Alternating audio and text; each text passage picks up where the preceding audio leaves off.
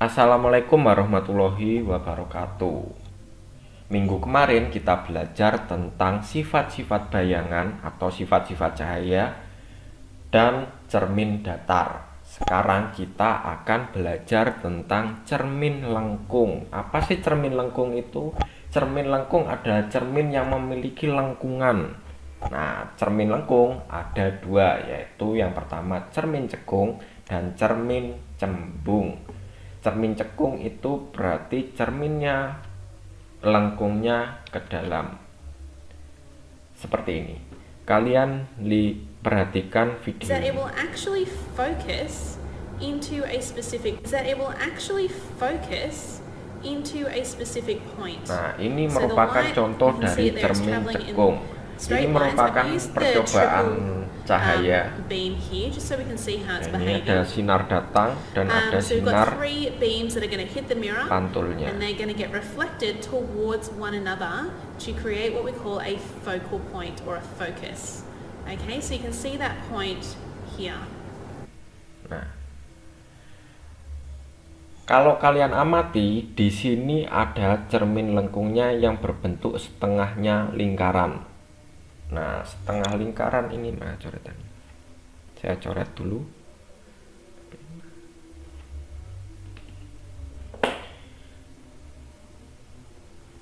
Nah, ini di sini. Kalau kalian perhatikan lengkungannya kan di sini, dan di tengah-tengahnya lingkaran ini pasti ada titik pusatnya kan. Nah, titik pusatnya ini yang kalian akan pelajari, ini disebut sebagai M atau pusat kelengkungan cerminnya. Nah, beda lagi dengan yang ini. Ini merupakan titik fokusnya. Kalau misalnya sinarnya datang, dia akan memantulnya ke sini, ke titik fokus. Ini disebut sebagai titik fokus. Nah, kita lihat lebih. Alright, see how all of those three beams, they all focus. Nah, saya ulangi lagi. Pusat lengkungnya cermin cekung ini disebut sebagai M, di mana cermin ini kalau saya teruskan kan berbentuk lingkaran. Nah, lingkaran yang jelek, dan pusatnya lingkaran ini disebut sebagai M. Kalau misalnya cerminnya disinari cahaya lurus seperti ini, lalu dia mengumpul ke satu titik. Nah, titik ini disebut sebagai titik fokus atau titik fokus lensanya. Kalau ini kan, ini percobaannya dia digeser-geser, titik fokusnya juga bergeser. Off that curved mirror, and we can move the curved mirror around, okay, but we still see a focus. Fokusnya bisa terlihat. And the way that we would draw this is exactly the same as all the other ways, okay, so you would trace the inside of your mirror, trace Oke, where kita lanjutkan. Ini ada gambar tadi, jadi saya ulangi lagi. Sumbu utama, ini sumbu utama ada garisnya, garis yang ini garis, ini disebut sebagai sumbu utama. Jelek. Lalu tadi itu titik fokus, yaitu yang mengumpulkan cahayanya tadi ke sini, lalu dia memantul ke titik fokusnya.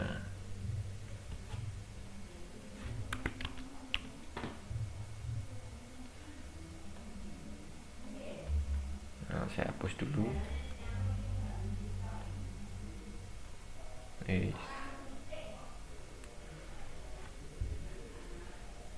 Nah, tadi M adalah pusat kelengkungan dari lingkaran lensa, sedangkan F adalah titik fokusnya. Kalau kalian amati, jarak titik antara dan ini adalah ini adalah pusat cerminnya. Nah, ini simbolnya adalah O atau 0, terserah. Jarak antara O ke F itu adalah sama dengan jarak antara F ke M. Jadi kalau kalian nanti di soalnya ditanyakan M sama dengan 2. Berapa 2 meter misalnya. Berapa F-nya? F-nya sama dengan 1 meter. Kenapa? Karena M dibagi 2. Kayak ini contohnya. Oh, ini simbolnya R dan di sini M. Ini sama aja, kalau kalian pakai R ya pakai R, kalau pakai M ya pakai M. Tapi intinya sama aja. Jadi M sama dengan R. Sama aja. Jadi misalnya F sama dengan 1. R-nya berapa? Berarti 2 kali F. Berarti 2 kali F-nya berapa? 1. Dikalikan 1 sama dengan R sama dengan M. Jadi M-nya berapa? 2. Begitu cara mencari F dan M.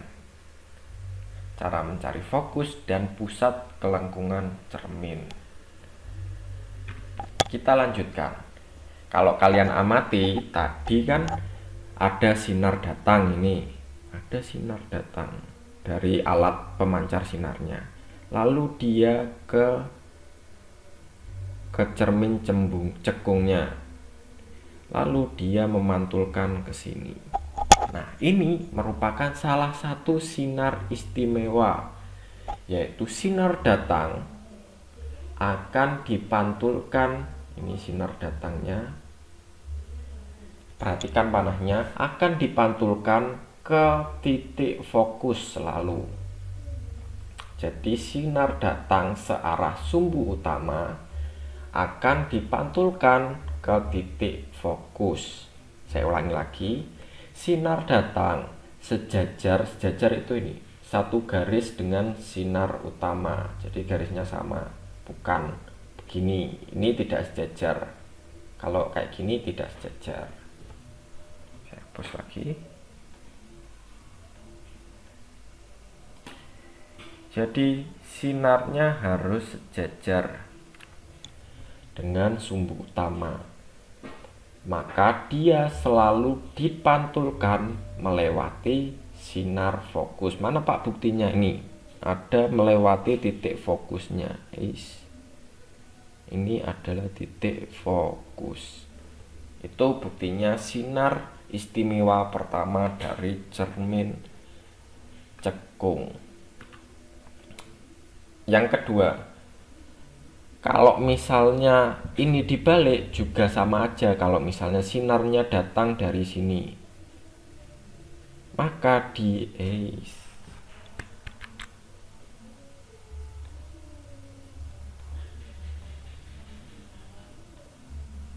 maka sinarnya juga akan dipantulkan lagi ke searah sumbu utama.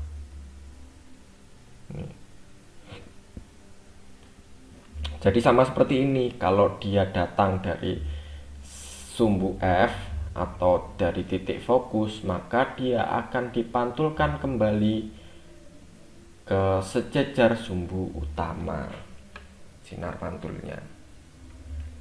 Selanjutnya, ini merupakan sinar istimewa yang terakhir, yaitu sinar pantul yang melewati sumbu utama ini, melewati pusat kelengkungan cerminnya, akan dipantulkan kembali ke semula. Mana Pak buktinya? Nah, kalian perhatikan yang ini, saya garis lurus dulu, saya garis putus-putus. Nih, di sini adalah titik M. Titik M di sini pasti dilewati oleh satu sinar, yaitu sinar yang tengah ini. Nah, waktu dia melewati M, dia akan dipantulkan kembali ke sini juga ke sini. Itu ceritanya. Jadi kalau misalnya ada sinar lagi yang datang ke sini,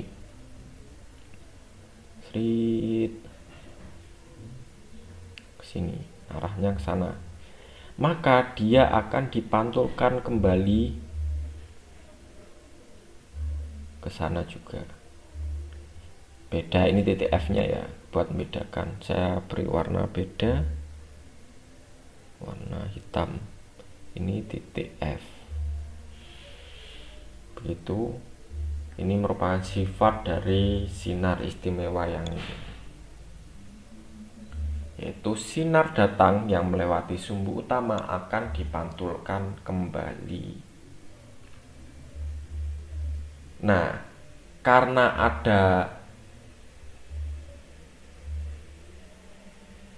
adanya titik fokus dan titik pusat kelengkungan cerminnya ada dibagi beberapa ruang. Ada ruang 1, ada ruang 2, ada ruang 3, dan ada ruang 4 pada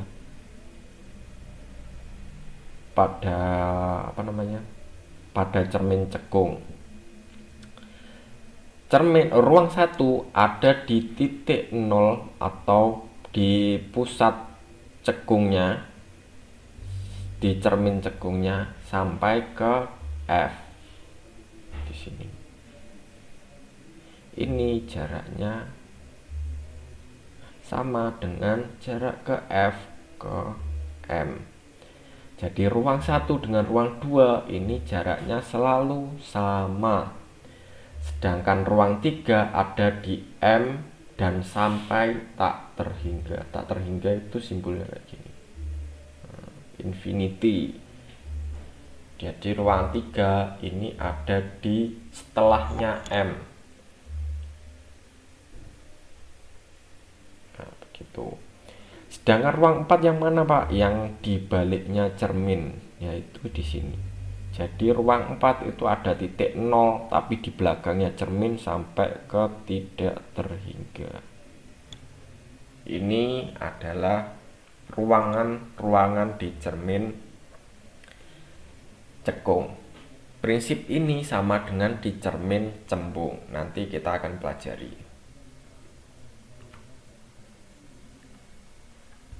Kalau kalian penasaran dengan cermin cekung, kalian ke dapur dan ambil sendok. Nah, sekarang kita akan praktikum dengan cermin cembung. Nah, sekarang pergi ke dapur lalu ambil sendok. Sendok ini adalah contoh dari cermin cembung dan cermin cekung. Sekarang kita belajar cermin cekung dulu. Nah, di cermin cekung kalian lihat bahwa bayangan yang saya sedang pegang HP.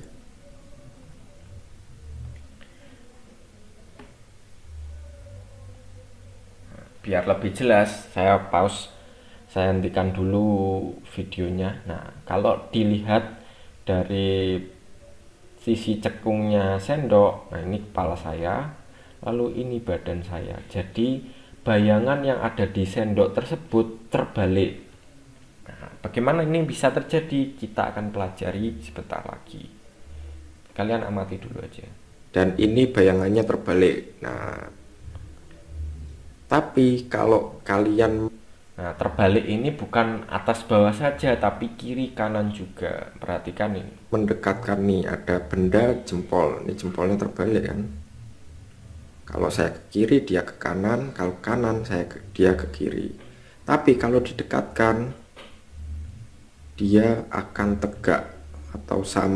Nah, perhatikan ini. Kalau dia mendekat, kalau jari saya mendekat, dia tidak terbalik lagi, tapi dia searah atau sejajar. Nah, sekarang kita akan tidak terbalik. Lihat jempol. Nah, ini kita akan pelajari. Saya gambar ya. Guys. Ini kan jempol saya. Kalau dia terbalik kan otomatisnya harus begini. Harusnya begini kan kalau terbalik, tapi tidak, dia tidak terbalik. Jadi dia sejajar. Kenapa ini bisa terjadi? Itu karena ini. Kalau bendanya jauh, dia akan terbalik. Kenapa ini bisa terjadi? Nah, seperti menggunakan tadi. Ini ada benda, saya gambar ulang. Nah, bendanya di laser. Seperti sinar istimewa tadi kan, kalau sinar datang searah sumbu utama, dia akan dipantulkan melewati fokus. Seperti ini. Terus ada lagi, apabila sinar datang melewati titik fokus, maka dia akan dipantulkan ini dipantulkan searah sumbu utama. Ini kan searah sumbu utama.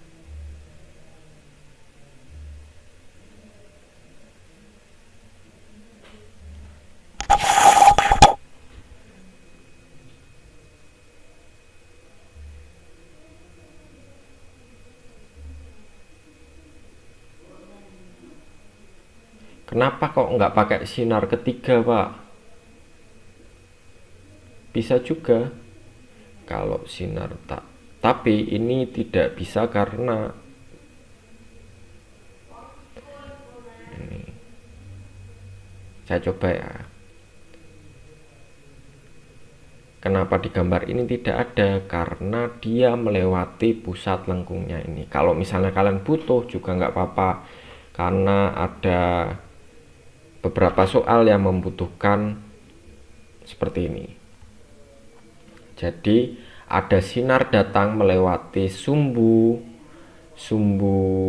pusat kelengkungan lensa atau titik M ini, maka dia akan dipantulkan kembali seperti ini. Tapi di sini tidak bisa karena cerminnya tidak sampai luas.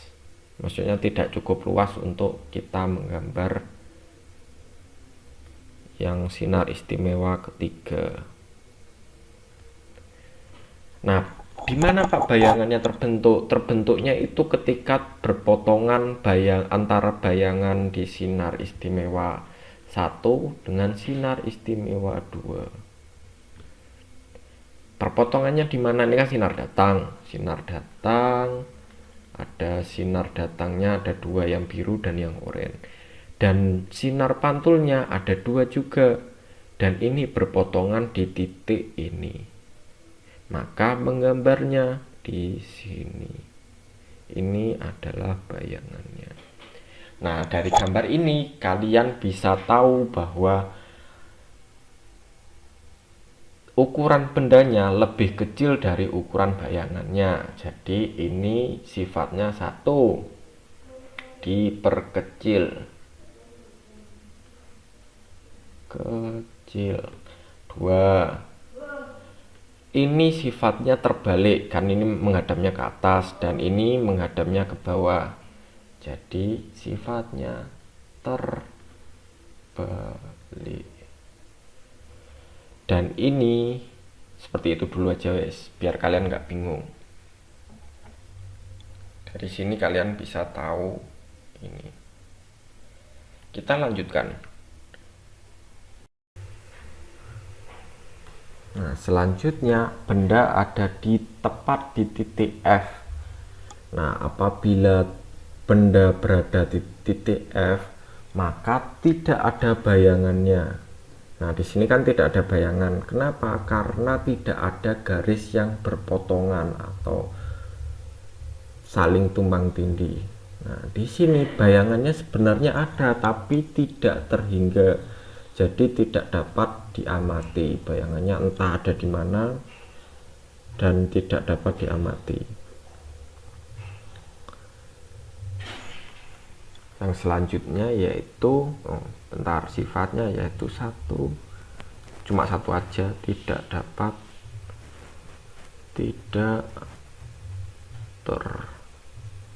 terbentuk bayangan. Tulisannya jelek. Nah, selanjutnya ini kan ada terjadi bayangannya. ada benda, kita uraikan sinar istimewanya dulu. Sinar datang saat sejajar sumbu utama akan dipantulkan menuju titik fokus.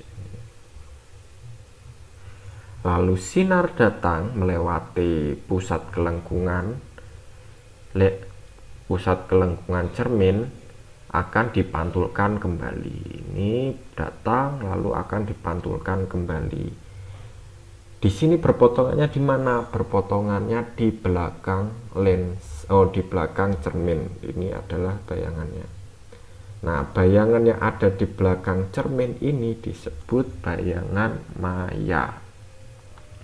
Jadi sifatnya adalah maya. Lalu 2 diperbesar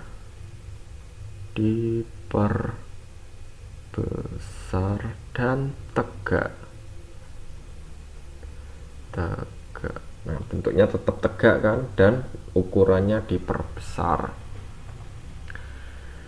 Kalian bisa praktek kalau ingin membuktikannya dengan sendok yang tadi saya contohkan. Nah, selanjutnya pemanfaatan pemanfaatan cermin cekung itu untuk apa sih? Ini adalah salah satu video dari pemanfaatan cermin cekung. Masih mengenai peraga kompor. Ini adalah kompor matahari. Jadi bentuknya ada cermin cekung. Dia mengumpulkan adalah ini ketel. Sinar-sinar dari matahari dikumpulkan untuk memanaskan ini. Tempat yang berwarna hitam ini nanti diisi air. Panci masak. Sinar matahari mengenai permukaan cermin akan dipantulkan ke satu titik fokus. Satu titik Kemudian, fokus ini. Setelah beberapa saat, ketel ini akan berubah airnya menjadi uap. Kita gunakan untuk memasak di panci masak yang ada di dapur. Kompor ini harus kita rubah posisinya setiap 15 menit sekali, mengikuti arah dari matahari. Jadi kayak tadi, tugasnya yaitu mengumpulkan sinar matahari agar terfokus ke satu titik, dan satu titik itu memanaskan panci ini. Itu cara kerjanya kompor matahari. Jadi tidak pakai gas, tidak pakai minyak tanah atau lain sebagainya, hanya mengandalkan sinar matahari. Contoh lainnya yaitu senter. Nah, senter yang kalian pegang saat lampu mati itu memanfaatkan cermin cekung. Nah, di sini kan biasanya diisi lampu. Nah, seperti sifat cahaya,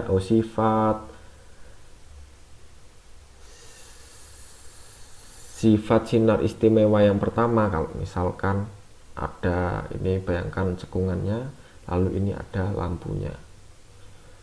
Yang sini sinarnya langsung lurus ke sana, tapi di lampunya juga ada sinar yang ke sini kan. Sinar yang ke sini akan dipantulkan. Salah.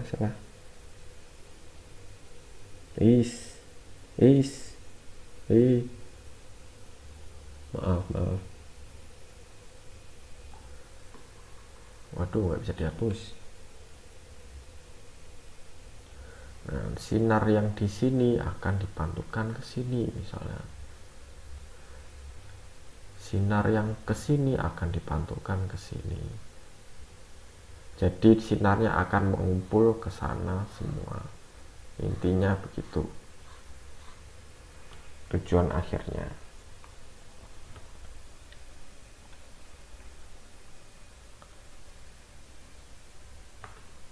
Itu tadi pemanfaatan dari cermin cekung. Nah, sekarang kita akan beralih ke cermin cembung. Ini percobaan yang tadi diteruskan. Jadi ini ada cermin cekung, cermin cembung. causes the light to disperse. Oke. Is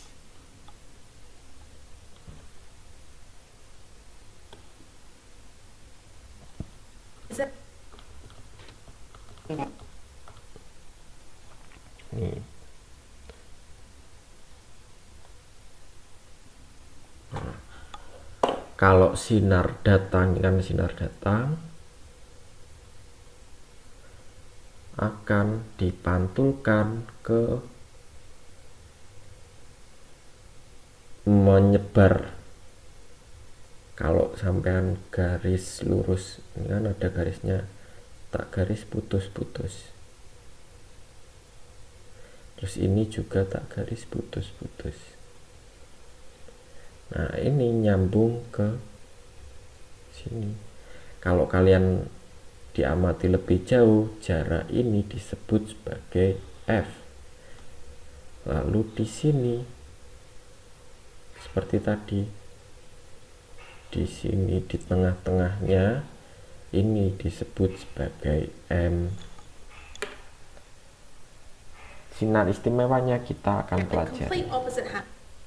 Nah, yang pertama yaitu sinar datang searah sumbu utama. Ini sumbu utama akan dipantulkan menjauhi tapi segaris dengan titik fokus.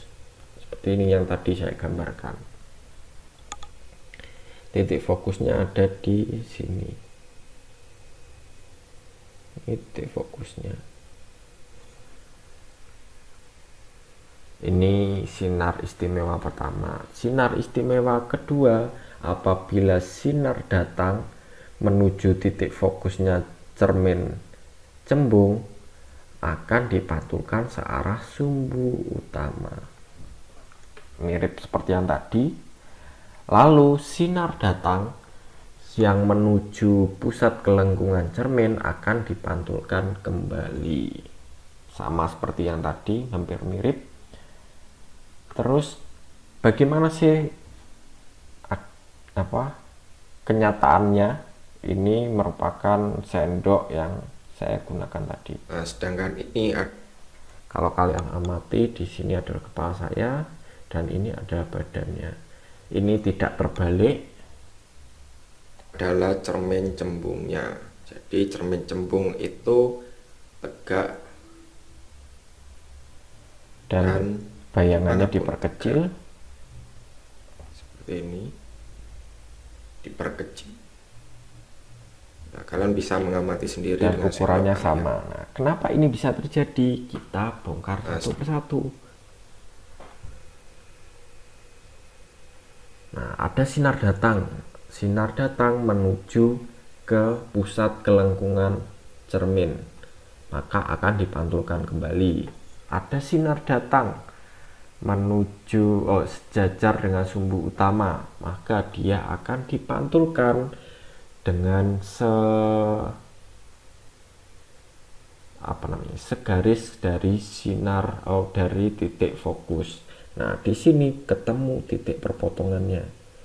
Di sini akan ada bayangan. Otomatis sifatnya yaitu 1 maya, 2 maya karena ada di belakangnya cermin, diperkecil, dan tegak. Nah, kan dia tegak, tidak terbalik, dan diperkecil. Ini diperkecil lebih kecil dari benda aslinya. Dan maya karena ada di baliknya cermin cembung. Kalau kalian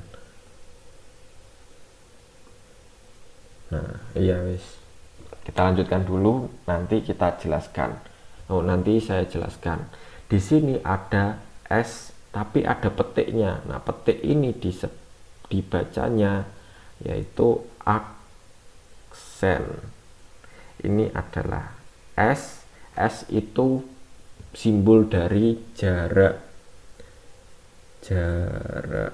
Nah, jaraknya benda disimbolkan dengan S, jaraknya bayangan disimbolkan dengan S aksen. Kita belajar rumusnya.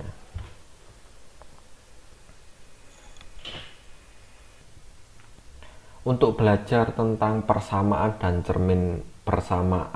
cermin cekung dan cembung, silahkan buka buku kalian halaman 185. Nah, di sini ada persamaan yang harus kalian pahami. Nah, persamaannya ada ini. Ini kalian catat di buku tulis kalian. Saya bacakan. 1 per F atau 1 per titik fokusnya sama dengan jarak titik fokusnya sama dengan 1 per S. Ini adalah jarak benda terlalu besar.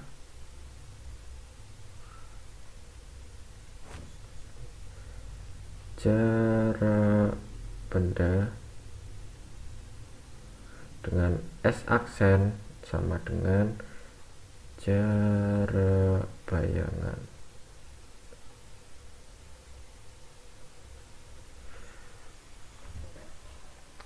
Ini ada seperti ini ada keterangannya. Nanti kita latihan. Nah, selain itu, kamu juga akan mengetahui besaran bayangan yang dihasilkan oleh cermin cekung. Rumus pembesarannya pada cermin cekung adalah ini. Cermin cekung mempunyai simbol pembesaran yaitu M. Sama dengan yang tadi, nggak apa-apa wes. M perbesaran.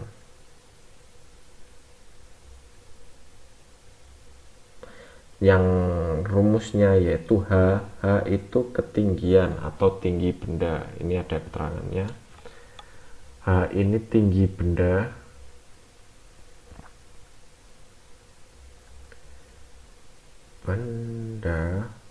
yang ini tinggi bayangan,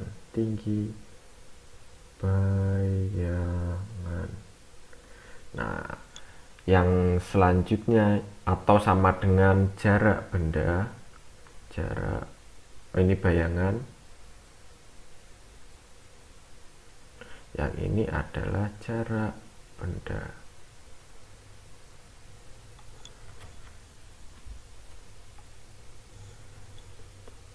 Kenapa ada garisnya? Garis ini itu menandakan bahwa dia harus positif. Nanti kita belajar.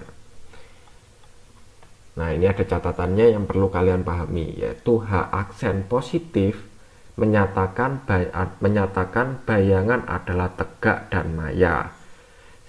Kalau H aksen negatif atau bayangannya negatif, tinggi bayangan negatif menyatakan bayangan adalah terbalik dan nyata. Ini ada catatannya. Nah, ini ada contoh soal. Sebuah benda diletakkan 10 cm di depan cermin cekung.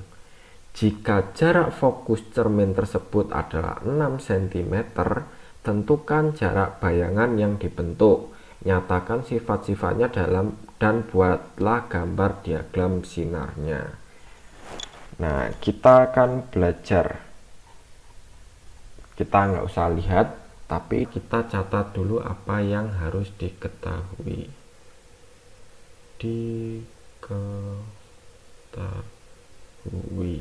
Yang diketahui yaitu 1, jarak bendanya yaitu S sama dengan 6 cm. Dan apalagi tadi,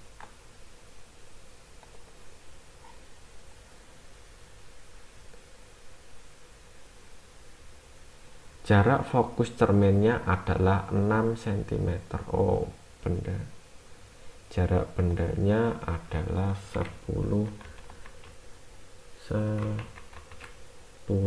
cm, sedangkan jarak fokusnya atau S sama dengan 6 cm.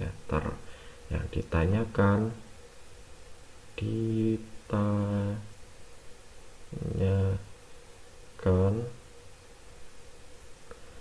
adalah berapa S aksen atau bayangannya.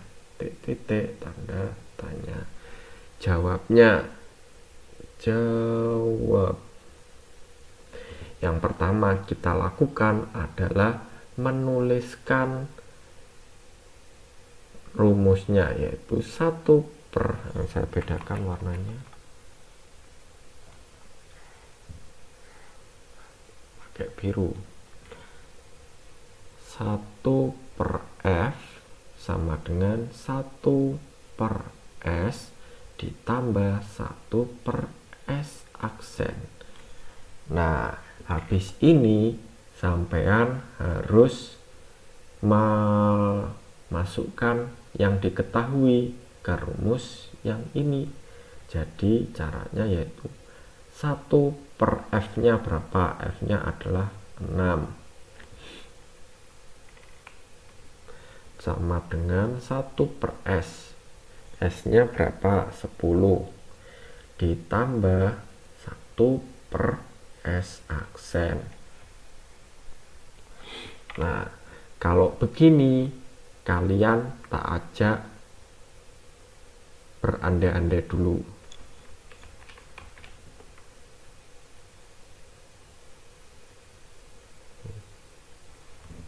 Saya kasih warna merah. Ini seandainya.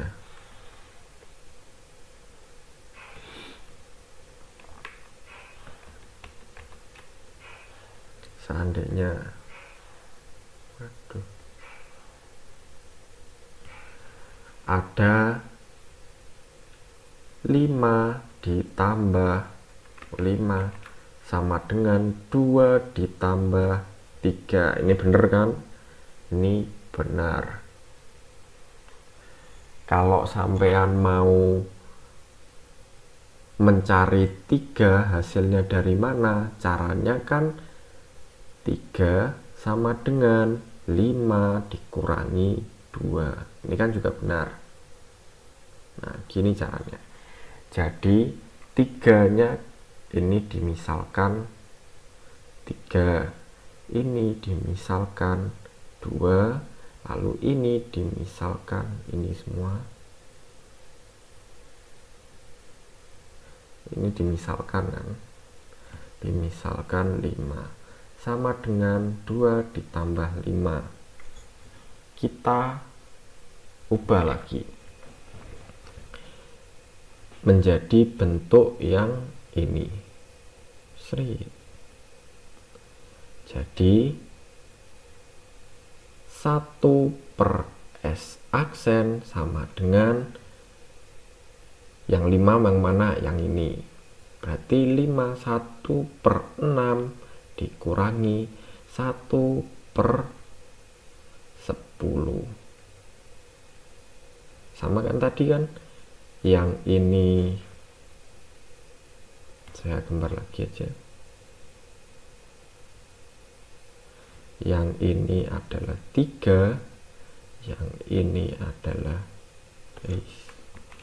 yang ini adalah 5, yang ini adalah 2. Jadi 3 sama dengan 5 dikurangi 2. Sama kan? Nah, ini caranya. Kita tulis lagi. 1 per S aksen sama dengan 1 per 6 dikurangi 1 per 10. Nah, dulu kalian kan sudah belajar tentang pengurangan di pecahan waktu belajar sama Bu Us atau di waktu SD. Nah, kita gunakan di pelajaran IPA ini. Jadi 1 per S aksen sama dengan, kita setarakan dulu apa KPK dari 6 dan 10. Nah, kalau kalian bisa langsung, maka kalian akan menjawab 30. Kenapa 30? Karena 30 dibagi 10 berapa hasilnya? 3. 30 dibagi 6 berapa hasilnya? 5. Nah, ini dikurangkan. Jadi 1 per S aksen sama dengan 5 per 30 dikurangi 3 per 30. 5 dikurangi 3 sama dengan 2 per 30. Nah, kalau misalnya kalian ada 1 per S aksen sama dengan 2 per 30, sama dengan bisa juga kalian langsung balik, yaitu S aksen sama dengan 30 per 2. S aksen sama dengan 15. Kenapa 15? Karena 30 dibagi 2. Pak, ini kenapa kok dibalik? Saya jelaskan. Ini dibalik, saya diandai-andaikan. Misalnya 12 dibagi 2 sama dengan 24 dibagi dengan 4. 12 dibagi 2 berapa? Sama dengan 6.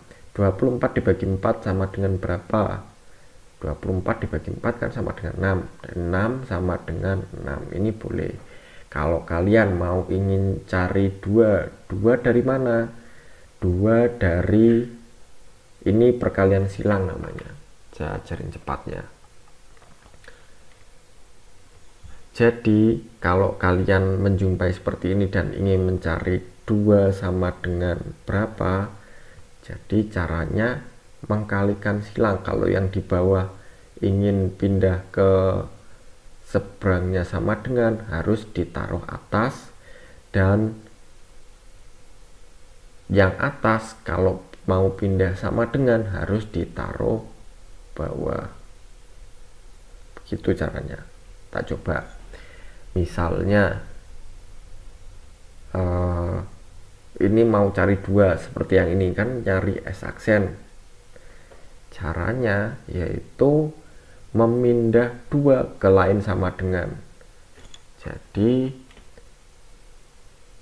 ini saya taruh sini, tulis lagi 12 per 2 sama dengan 24 per 4. 2-nya saya pindah ke atas,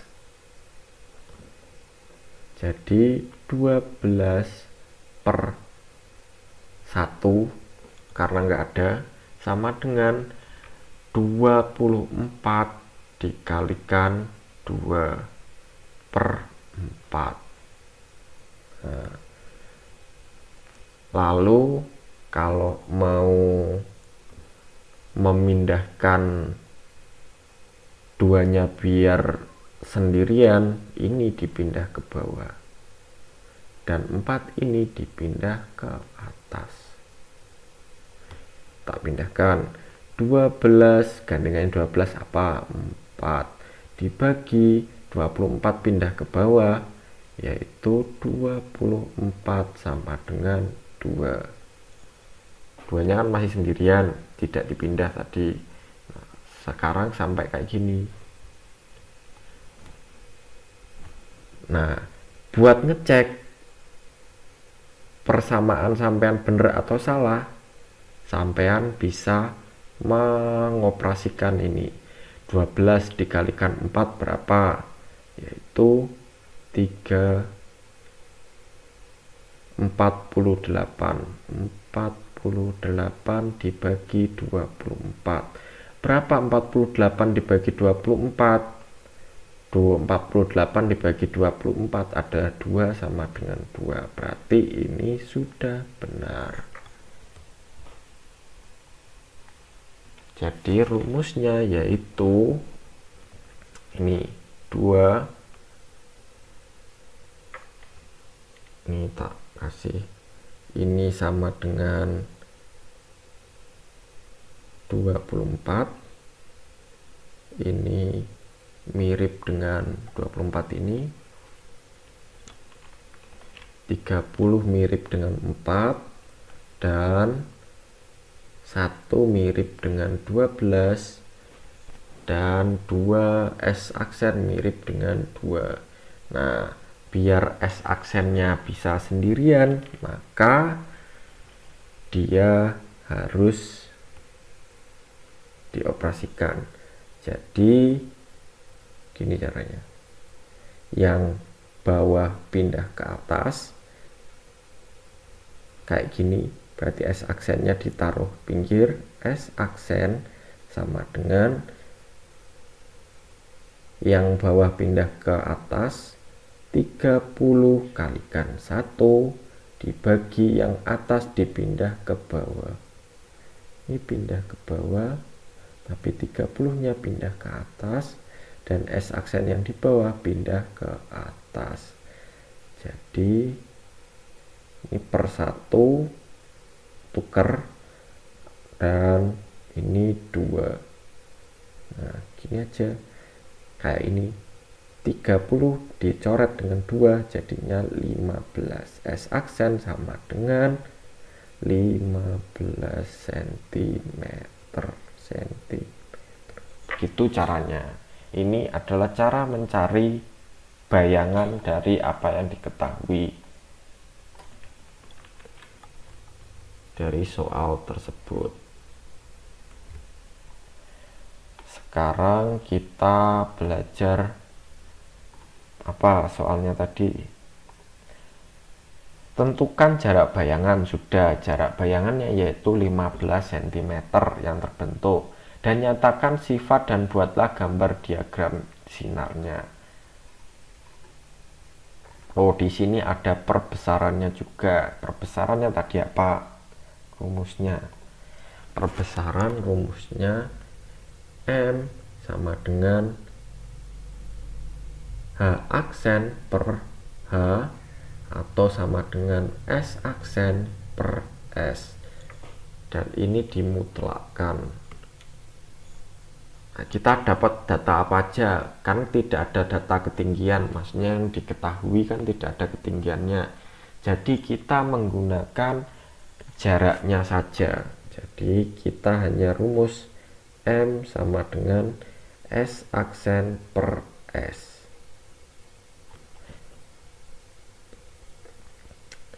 M sama dengan S aksennya berapa? Yang diketahui kan 15. Saya ubah warnanya. Yang diketahui kan 15. Dibagi S-nya berapa? S-nya adalah 10. Sama kayak tadi. Ini kan S-nya 10. Sedangkan S aksennya 15. Berarti perbesarannya sama dengan 15 dibagi 10. Dicoret.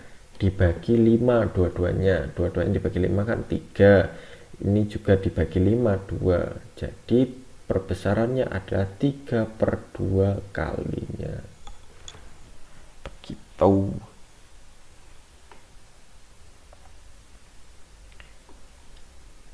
Lalu menggambar sinarnya. Mari kita gambar. Ini cermin apa tadi? Benda diletakkan di depan cermin cekung. Kita gambar cermin cekungnya dulu. Cermin cekung. Lalu kita gambar titik fokusnya. Nice.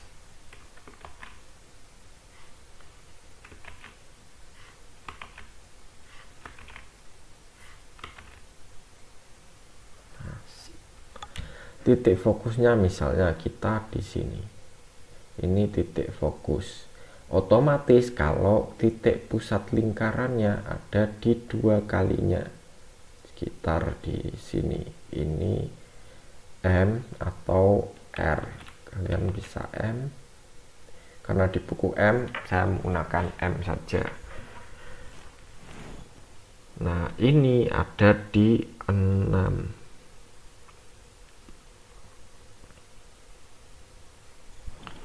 cm berarti, dan ini 12 cm. Jadi kalau dikira-kira bendanya ada 10, berarti di sekitar sini. Nah, ini bendanya, saya gambar warna lain, warna hijau. Ini misalnya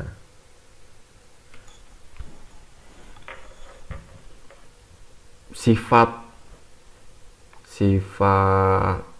dari sinar istimewa yang pertama. Diulangi lagi tadi, ini kan sumbu utama.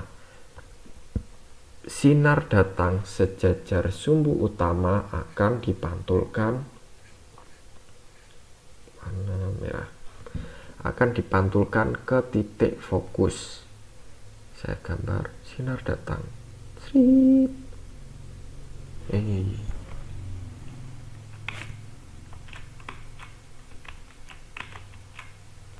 Sinarnya datang.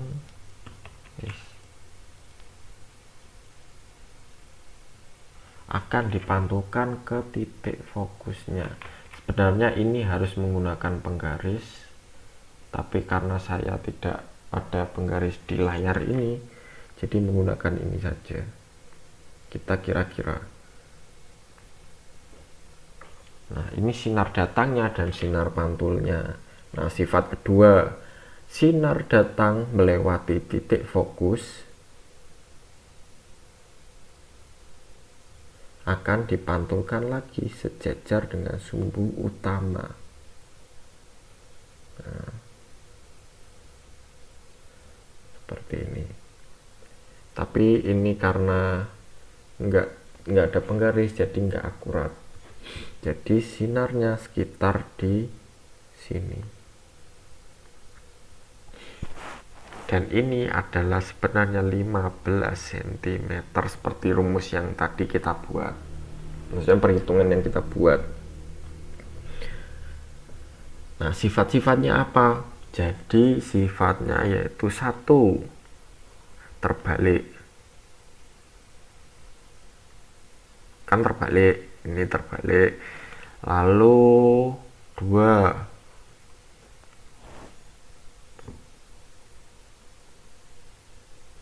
nyata. Kenapa nyata? Dia bayangannya berada di depannya cerminnya, jadi bukan di belakang cermin kayak cermin cembung. Nah, untuk besarnya, diperbesar atau diperkecil itu harus menggunakan penggaris. Jadi biar tahu lebih besar atau lebih kecilnya. Jadi yang nomor 3 besar atau kecilnya kita cari kunci jawabannya saja, karena gambar kita tidak akurat. Ini berarti diperbesar.